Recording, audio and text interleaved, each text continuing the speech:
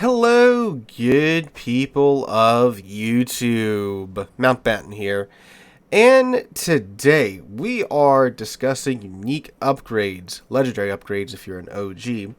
What are unique upgrades? Well, unique upgrades are upgrades for tier 10 tech line ships. These upgrades either enhance the current main playstyle of the tier 10 ship, or it can kind of change it to where it'll be more better at an alternative like side grade playstyle, and we'll talk about that when we get there. So either it makes it better at what it already does, or it tweaks it to where you can play it in an alternative playstyle that is a little bit more fun or risky, So why would you want to get these? Well, again, if you really like a tier 10 ship, you might want to enhance it a little bit further to make it better at what it already does. Or you might want to, you've been playing this ship for forever, you might want to try it out in a bit of an alternative playstyle, right? Now, you do acquire these unique upgrades in the armory, well, actually in the Research Bureau in the armory, for 19,200 Research Bureau points. So a little bit less than what you have to cough up in order to get a Research Bureau ship, but still a not insignificant amount of Research Bureau points. So you do have to regrind a few lines in order to acquire this many Research Bureau points, or maybe you've been around for a minute and you have enough to where you can get a unique upgrade, but you're not sure exactly which one is worth it. And that's what we're talking about in today's video with regards to battleships. But yes, we are just covering battleships in this video. Why? Because, well, these unique upgrades are not cheap. They're 19,200 Research Bureau points. So the ones that I have acquired, therefore, ships I play a lot of. Battleships, right? So that's one reason why. The other reason why is that I don't have every single unique upgrade in the game. I don't even have every single unique upgrade for battleships. Why? Again, they're 19,200 Research Bureau points. That's not cheap, So, because of that, I only have a handful. But when it comes to the rest of the battleships that do have unique upgrades, there are some of the older battleships in the game, and I have played many a match on each of them, so I can talk about their performance in game and how they would play with these unique upgrades equipped on them. So I can't really do that I can do that for a good number of the cruisers in the game. I cannot do that for the destroyers, so I would just be blabbering nonsense essentially when it comes to trying to do this with, a good chunk of the cruisers and pretty much every single destroyer in the game. So yeah, but anyway, I am going to go through the ships. I'm going to start off with the ones that I do have unique upgrades for. We'll talk about the upgrade, its effect on the ship, and what you have to give up in order to acquire it. So without any further ado, let's go ahead and get on into it. But if you do find this video helpful, informational, or entertaining, please make sure to drop a like and leave a comment down below and subscribe to the channel. We're getting very close to 60,000 subscribers, and when we do get there, I will be giving away some ships, so make sure you stick around for that. All right, so let's go ahead and start off with the Montana. The Montana is my first tier 10 tech line ship in the game, the first one I ever got, and her unique upgrade is called the Reinforced Emergency Response. What that does is give you an additional 10% boost to your fire, flooding, recovery time, which is excellent, a 30% boost to your rudder shift time, and a 70% boost to your steering gears repair time. And you do fit this in the 5th upgrade slot, so you have to give up the concealment module in order to acquire this upgrade, well, in order to fit this upgrade. And that will give you a detection range of 15.3-ish kilometers on the Montana. So still not a bad detection range, but again, you are giving up that 12-ish kilometer detection range for this. So this one is pretty fun because what it essentially does, it's the last piece to the puzzle that you need in order to cut your fire time down from 60 seconds to 31 seconds. So essentially with this module equipped, you are now only burning slightly longer than most cruisers burn for, which is kind of nuts, especially on a battleship like the Montana. The Montana is a fairly tanky battleship because of her armor layout, right? And then you get the improved American battleship hill on top of that. So if you stay angled in a Montana, you're going to be bouncing most of the shells coming at you, unless it's something from like a Montana or a Satsuma, a Yamato or a Satsuma, or something with an 18.1 inch or bigger guns. So fires were, the thing that would be thrown at you enough to where you would eventually die from then. But equipping this legendary mod makes it to where you are going to be living for quite some time, hence why this gets called the Zombie Montana if you do take it on your Montana. Now, while it's true in random battles, it may not be too much of a difference because it's random battles, right? And there's many a battleship around and such, and of course the super ships in the game, and how many 18.1 inch gun and bigger battleships we're getting in the game now. Yeah, it might have a not fantastic effect, but in competitive it can. If you are in like clan battles and you need to put a ship on the other side of the map that needs to just live, and you want it to be something like the Montana that still has their 16-inch guns with their Mark 8 Super Heavy American AP, yeah, it can be a very viable build. Or again, if in random battles you're just tired of burning to death, it's a pretty viable module to take as well. Again, if you're okay with having a 15.3 kilometer detection range, which when I was playing it to get B-roll wasn't really too much of an issue, right? Again, with submarines and CVs in the game, it's going to happen, right? So it's pretty good in my opinion. And if you are looking for a Montana that just won't die to fires or flood nearly as much. Now keep in mind, you do of course have to take the other damage con modules and the flags, right, and the commander skill to really get your burn time down to this 31-second burn time. But I mean, if you're doing that, I mean, this is like peak survivability in Montana. So staying angled, just eating fires. Again, you don't really care about the fires because they only burn for 30 seconds. And keep in mind, too, that fire damage is 100% recoverable with your heal, with your improved American Battleship heal. So even after they, get 2 or 3 fires on you that only burn for 30 seconds, you hit T, and all of that HP is back. So, yeah, it's pretty goofy. It's pretty fun. Again, with giving up the concealment module, I don't think it's that bad of a trade at all, unless you just really like playing stealthy Montana, right? So I think it's one that if you're a Montana fan and you want an even more survivable Montana, absolutely go for it, in my humble opinion. Alright, next one that I do have that I can talk about to quite some extent is the GK Legendary mod, which is called the Improved Ammunition Hoist. So this is in the 6 mod slot, so you do have to give up either Main Battery Mod 3 or the Auxiliary Armament Mod 2, which is the secondary module that gives you the 20% buff to the secondary battery loading time. Now, what Improved Ammunition Hoist does is it gives you a 10% buff to your main battery loading time and a 15% buff to your secondary battery loading time, but an 8% debuff to the main battery firing range. So, it's an interesting trade-off. If you are a pure secondary GK fan, you are losing 5% of your secondary battery load time because, again, you can't take Auxiliary Armaments Mod 2.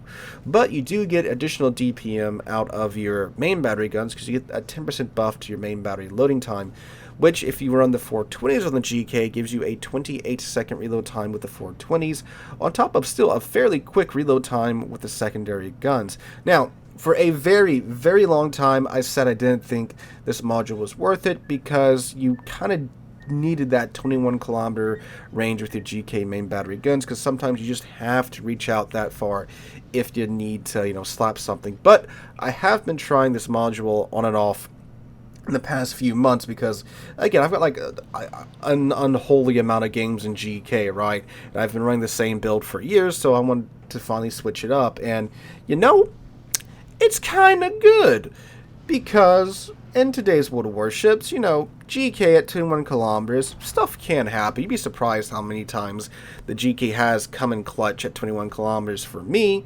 But, when things do get up close and, within 12.5 kilometers, having that quicker reload time on the main battery guns is really, really something. Especially, again, with the 420s with the higher alpha damage per salvo. And the 5% less reload time to the secondary battery guns, it is definitely noticeable. However, if you're running Lucians and you get the secondary skill popped off, then I mean, like, you've made up for it and then some. And, how many times playing GK do you not get that secondary skill off with Lucians, right? 100 secondary battery hits on GK is nothing, even with, a 5% less reload time. Which, again, with the times we're talking about with the secondary guns, after you have all the modules and the commander skills equipped, we're talking about half a second, if that, right? So it's not really that big of a deal, and again, the additional DPM you get from the main battery guns is pretty good. So if you're finding yourself getting into a lot of close quarter action with the GK as I do, or as I'm sure many of you do, I think it's perfectly reasonable to take this. And again, it will really help push your GK to be an absolute close quarters machine. And I think I'm actually going to leave it on my GK from here on out. So I think it's worth it. Again, 19,200 Research Bureau points, reset your Hugo line a couple of times, have a godly GK afterwards. Alright, the last module I do actually have and have used for quite some time is the Yamatos, the Yamis unique upgrade, which is the main battery director system, which gives you an additional 7% to the maximum dispersion of your main battery shells at the cost of 13% of a debuff to your main turret traverse speed. So yeah, this makes your main battery guns on the Yami even more accurate, and your turrets are still just slow. So yeah, just take this. Just absolutely take it. I mean, with the Japanese battleship dispersion pattern, which is this weird like 5-pointed star, you need everything that you can possibly get in order to make your guns as accurate as possible. And taking this on top of the already 7% buff you get from the aiming systems module, you're getting a pretty nice buff on top of all of that. So yeah, I mean, I like my 18.1 inch guns going where they're supposed to go. I really like that. And again, with the ability of the Yami's guns to overmatch 32 millimeters of armor, the more shells you're getting on target, it's just more damage, right? So this is a no-brainer for me. If you like the Yami, you love your Japanese battleship, definitely get this one. I've been running this for years now, and it is worth every single penny. And plus, if you do have Yamato, I believe his Grease the Gear skill pretty much negates the debuff that you get from it here. So you're running, I think, just a slightly slower turret traverse speed than you were beforehand. And again, with how slow the Yami's turrets already turn, it's not that big of a deal, right? I mean, what's a few more seconds on its eternal turret rotation time? Just turn the ship. That's what I do, and it's worked out fantastically well for me in the past. So yes, again, if you like Yami, no brainer, get her unique upgrade. It is fantastic. All right, that's the 3 that I do have. The rest of them I don't have, but they look pretty interesting, and I am thinking about getting some of them in the future. So let's start with the Conqueror. Now, the Conqueror's unique upgrade is called Enhanced Engineering Systems. This gives you a 13% buff to the main turret traverse speed, a 40% buff to your rudder shift time, and an 80% buff to your steering gears repair time.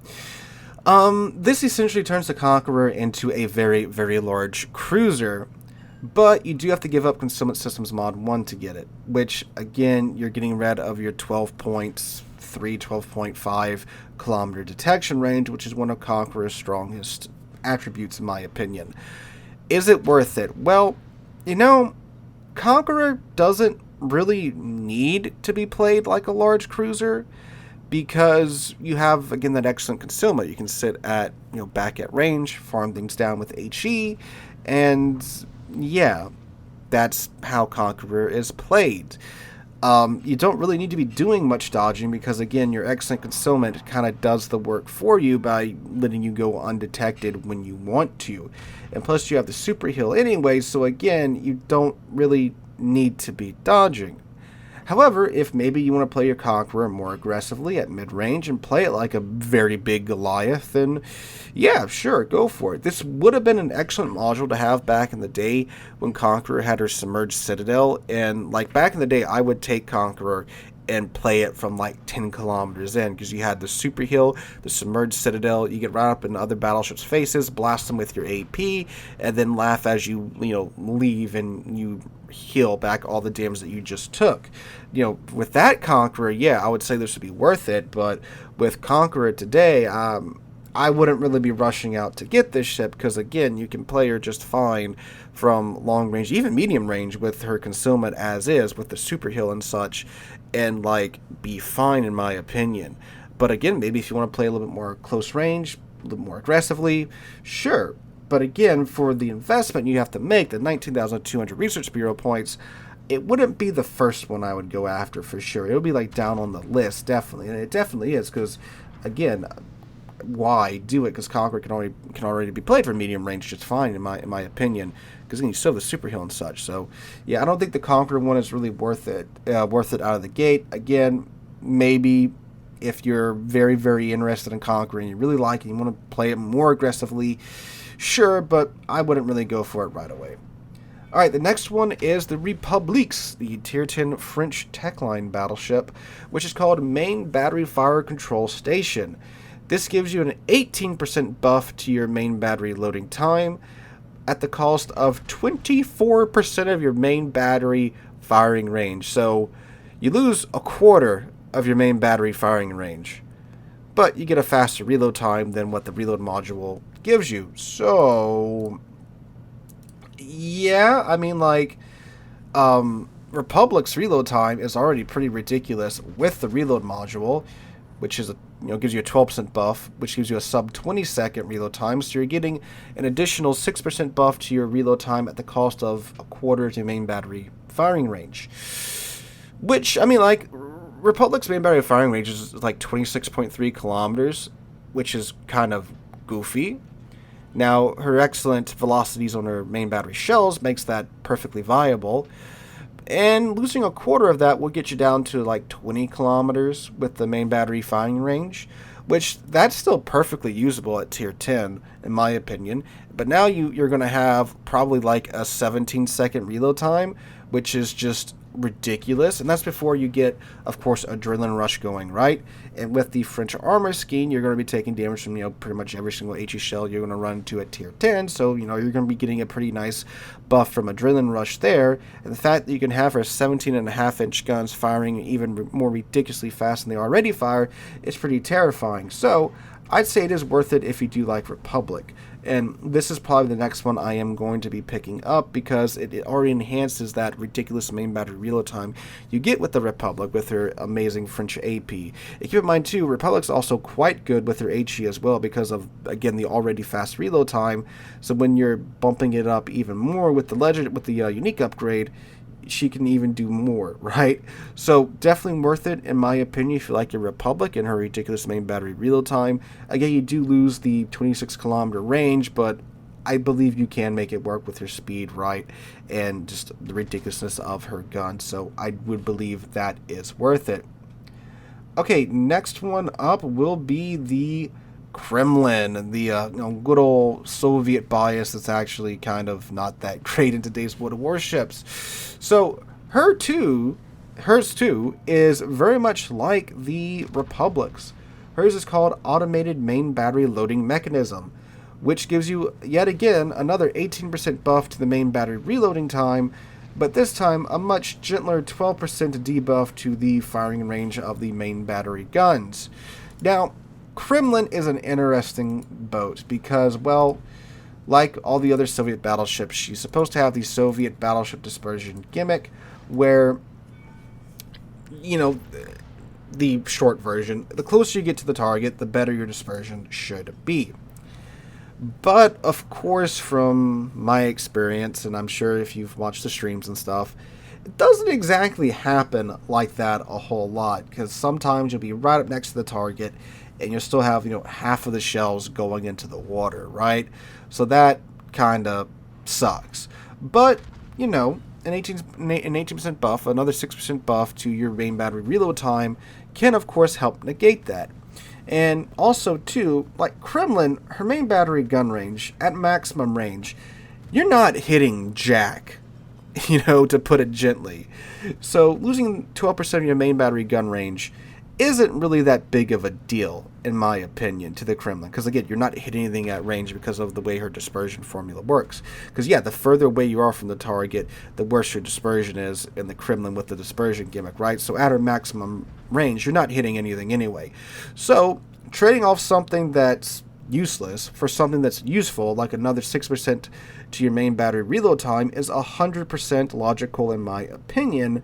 And I would get the main battery...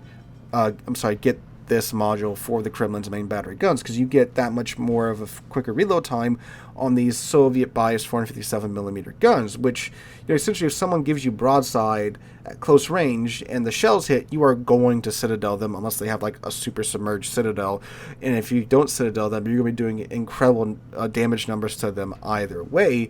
So again, I do believe it's worth it, and it's worth the 19,200 Research Bureau points. It will make Kremlin just a crazy ship at close range, and it's probably what I'm going to be getting after I get the Republic's unique upgrade. So fully worth it in my humble opinion, because again, Kremlin is an amazing close range battleship. Point your nose toward the enemy team at close range and you just don't die, right? And you cough out these 18-inch shells as fast as you can. So yeah, definitely worth it in my opinion. And that is all of the battleship modules that they have available right now. So hope you guys were able to, well, make a determination off of for whether or not you want to get these unique upgrades, or you want to wait some time on them. Let me know in the comments down below, what unique upgrades are you rocking right now, and what unique upgrades are you planning on acquiring in the future. Hope you all have a wonderful Tuesday and wonderful rest of the week. Hope to catch you guys in the next one.